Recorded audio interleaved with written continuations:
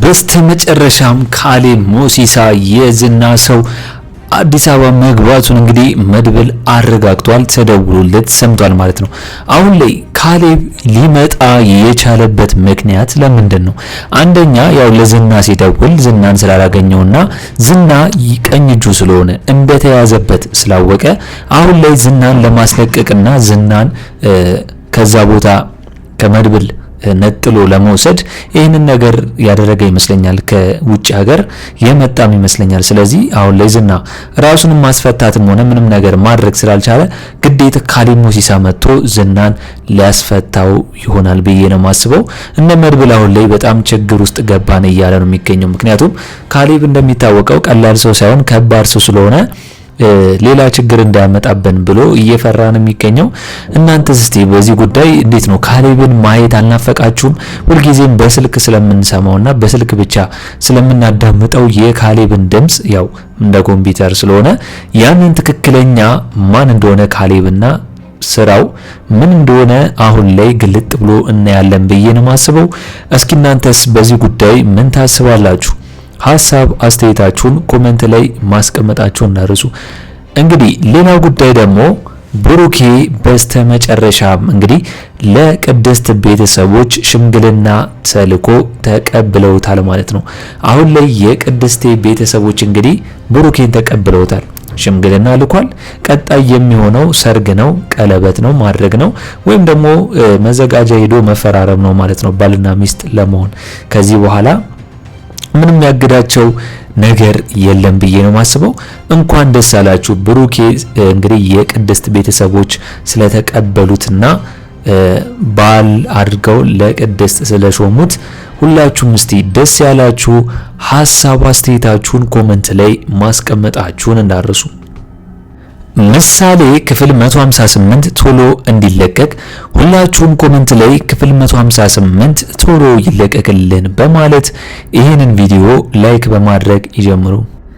ማህሌት እንግዲህ ሀብታሙን እየተከታተለችውና ከሀብታሙ አሁን ላይ ብር ለመቀፈር እያሰበች ነው። እንግዲህ በልጇ እያሰበች ነው። ልጅ ነበረችኝና ልጄን ማሳከምበት ብር አንሶኛል፣ እሱም ደግሞ የሚሆነው ምንድነው 3 ሚሊዮን ብር በማለት እንግዲህ ሀብታም ነው በማለት ገንዘብ ልትወስድበት ነው ማለት ነው። አሁን ላይ ደግሞ ሀብታሙ ማህሌት ስላስደሰተችውና ያው ከሚስቱ ውጪ ከሷ ጋር ውሽማ ስላረጋት ለሷ እንዳታስቢ ሁሉንም ነገር እከፍልሻለሁ እያላት ነው የሚገኘው ማለት ነው። ወይም ደግሞ ለልጇ መታከሚያ የሚሆነውን ብር እኔ እሸፍናለሁ እያላት ነው። ነገር ግን በመሃል ማን የመጣው? መርዞ ደላላው ነው። መርዞ ደላላው ማህሌትንም ያቃታል። በዚህ በኩል ደግሞ ጭራሽ ሀብታሙንም አውቆት ቁጭ ብሏል ማለት ነው። ምክንያቱም ደላላ ስለሆነ በጣም ብዙ ሰው ያውቃል። ነገር ግን ሀብታሙን የሚያውቀው በየት ነው?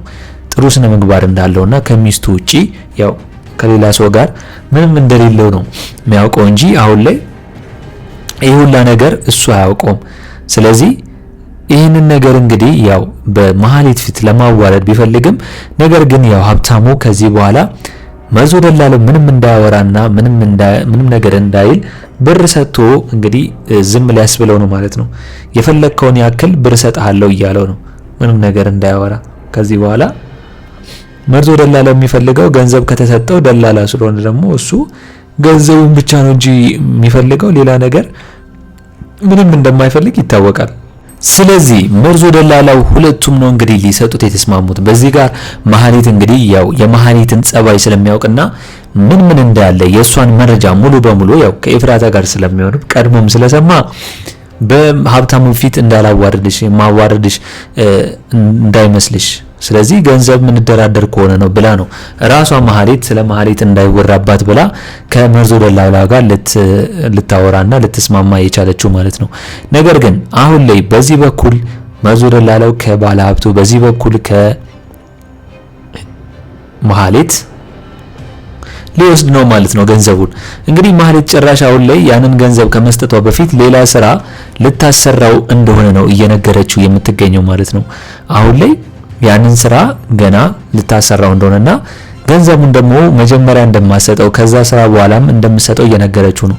አሁን ላይ ያንን ስራ የምታሰራው መርዞ ደላላውን ማህሌት አውቃ የፈለገችው ለምንድን ነው?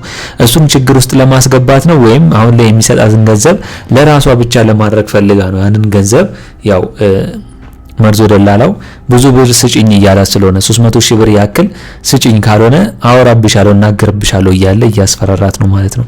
ስለዚህ ማህሌት መርዞ ደላላው ላይ የሆነ ነገር አስባለች ብዬ ነው ማስበው ያንን ገንዘብ ላለመስጠት። እስኪ እናንተስ በዚህ ጉዳይ ምን ታስባላችሁ? ሐሳብ አስተያየታችሁን ኮሜንት ላይ ማስቀመጣችሁ እንዳረሱ። በሌላ በኩል ደግሞ እንግዲህ ዝና አሁን ላይ ያለበት ሁኔታ በጣም ከባድ ሁኔታ ውስጥ ነው የሚገኘው። ምክንያቱም መድብል አሰቃይቶታል፣ ምግብ እንዳይበላ አድርግቶታል። አሁን ዝና ከዚህ በፊት እሱ የሚያሰቃያቸውና ምን የሚያደርጋቸው ምን ያህል መጥፎ እንደነበርና ከዛ መጥፎ ተግባሩ እንዲመለስ ነው መድብል ዝናን እየቀጣው የሚገኘው ማለት ነው። ምግብ ሳይሰጥ ውሃም ሳይሰጥ እንግዲህ ማለት ነው።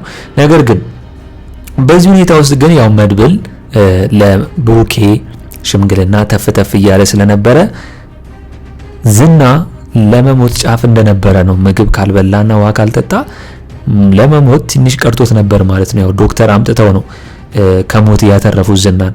ነገር ግን አሁን ላይ ዝና እያወራው ያለ ነገር ምን ነበር? በቃ ስራዬ ከዚህ በኋላ ሊጸጽተኝ ነው እንዴ? ማድረገው ነገር ሁላ ከባድ መጥፎ ነገር ነው እንዴ እኔ ላይ ሲሆንብኝ አሁን ገባኝ እያለ ነው። ስለዚህ አሁን ላይ ዝና የተረዳ ይመስለኛል እሱ ላይ ማለት አሁን ላይ እሱ የሚያደርገው እንዲያግቶ ሲያስፈራራ የነበረው ከዚህ በፊት በጣም ብዙ ወንጀሎችን ሲሰራ የነበረው ምን ያህል ከባድና ምን ያህል ችግር እንደነበረ ሊረዳ አሁን ላይ ይችላል ብዬ ነው ማስበው። ነገር ግን እንግዲህ ዝና ያው እጅ አይሰጥም ቶሎ መድብል እጅ እንዲሰጥ ለማድረግ ቢሞክርም ነገር ግን ያው ዝና እጅ አልሰጠም። አሁን ላይ ዝናን የሚደቀው ከሆነ የነ ብሩኬንና የነ ቅድስትም ሰርግ ያበላሻል። ሞገስንም እንግዲህ ከሉላ ሊቀበላት ወይም ደግሞ ሊወስድበት ይችላል ብዬ ነው ማስበው። ስለዚህ እዛው መታሰሩ ዝና ቅጣቱን ማግኘቱ አሪፍ ነው ብዬ ነው ማስበው። እስኪ እናንተስ በዚህ ጉዳይ ምን ታስባላችሁ? ሐሳብ አስተያየታችሁን ኮሜንት ላይ ማስቀመጣችሁን እንዳረሱ። በሌላ በኩል ያው ብሩኬን እንዳያችሁት ከሆነ ሁሉንም ነገር ጨርሷል። አሁን ላይ ወደ ጋብቻው ነው ቀጣይ የሚሆነው ማለት ነው። እንግዲህ የብሩኬ ቀንደኛው ወይም ደግሞ ትክክለኛው የጋብቻው ሙዚየው ወንድሙ እንደሆነ መድብል ይታወቃል። ሁለተኛ ሞገስ ነው። ሶስተኛ ደግሞ እንግዲህ ጠበቃው በሪ ሆነን እንግዲህ ለማድረግ ወስኗል ማለት ነው። እሱ ብቻ ሳይሆን ሞገስም እንግዲህ ከዚህ በኋላ ጠበቃውን አንደኛ ሙዚየው ሊያደርገውም እንደሆነ ነው እየነገረው የሚገኘው። አሁን ላይ ጠበቃው በሪሆን እንግዲህ እነ ብሩኬና እነ መድብል ጥሩ ሰው እንደመሆናቸው ካየ በኋላ ከነሱ ጋር እንግዲህ የብሩኬን ሽምግልና ተልኮ ደርሶ እንደመጣ ይታወቃል። ስለዚህ የደስታቸው ተካፋይ በመሆናቸው እነሱም ደስ ብሏቸዋል፣ ሁሉም ደስ ብሏቸዋል ማለት ነው። እንዲህ ተቀይሮ በሪሆን ማየታቸውና ለነሱም ማሰቡ ለነሱም አብሯቸው መሆኑ አሪፍ ነው ብዬ ነው ማስበው። እስኪ እናንተስ በዛሬው በምሳሌ ክፍል ያላችሁንና የተሰማችሁን ሐሳብ አስተያየታችሁን ኮሜንት ላይ አስቀምጡልኝ። እንግዲህ ሌላ ጉዳይ ዳጣውን ላይ ለመርዞ ደላላው እናቷን እንዲፈልግላት ገንዘብ እንደሰጠችው ይታወቃል። ያንን ገንዘብ እንግዲህ 10 ሺህ ብር አሁን ላይ ኤፍራታ ደግሞ ይሄ ነገር አምሮኛል፣ ይሄ አምሮኛል እርጉዝ ስለሆነች እያለችው ልታጫርሰው ነው ማለት ነው። አላወቀችም ነበር። ነገር ግን ያ ገንዘብ ከዳጣ እንደተሰጠው ከነገራት በኋላ ደስ ብሏት የአማራትን ነገር ለመብላት ተዘጋጅታለች ማለት ነው። እንግዲህ ኤፍራታም እንደሚታወቀው እርጉዝ ነች።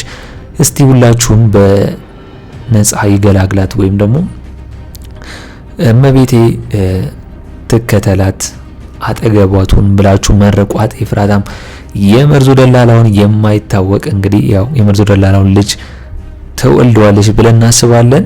እጥፍ ድርብ ደስታ ነው የሚሆነው ከቅድስት ጋርና ከብሩኬ ጋር ብዬ ነው ማስበው። በዛሬው በምሳሌ ክፍል ያላችሁንና የተሰማችሁንና በቀጣይ ይሆናል ብላችሁ የምታስቡትን ነገር በኮሜንት ሐሳብ አስተያየታችሁን ማስቀመጣችሁ እንዳረሱ። እንግዲህ በኔ በኩል የዛሬው አስተያየቴ እንን ይመስል ነበር። ምሳሌ ክፍል 158 ቶሎ እንደተለቀቀ እኛም በኮሚኒቲ ፖስታችን ስር ወዲያው ለእናንተ የምናስቀምጥላችሁ ይሆናል ማለት ነው። ለቻናል አዲስ ከሆናችሁና ሰብስክራይብ እስካሁን ያላደረጋችሁ ካላችሁ ሰብስክራይብ በማድረግና የደወል ምልክቱን በመጫን ቤተሰብ እንድትሆኑን በአክብሮት እንጋብዛለን። በቀጣይ ክፍል እስከምንገናኝ ድረስ መልካም ቆይታ ይሁንላችሁ። ቻው ቻው።